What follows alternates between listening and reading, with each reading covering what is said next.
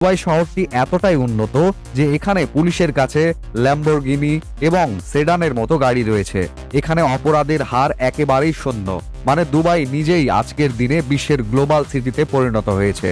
আজকের দিনে পৃথিবীতে যত বড় বড় কোম্পানি আছে তাদের হেড অফিস দুবাইতে অবস্থিত। তাই আমরা ভাবলাম যে এখানকার কিছু দর্শনীয় স্থান সম্পর্কে আপনাদের জানাবো। বিশ্বের বিষয়ের আজকের এই ভিডিওতে আপনাদের নিয়ে যাব দুবাইয়ের বাছাই করা কিছু জায়গাগুলোতে, যেখানকার দৃশ্য দেখে আপনি এর ভক্ত হয়ে যাবেন।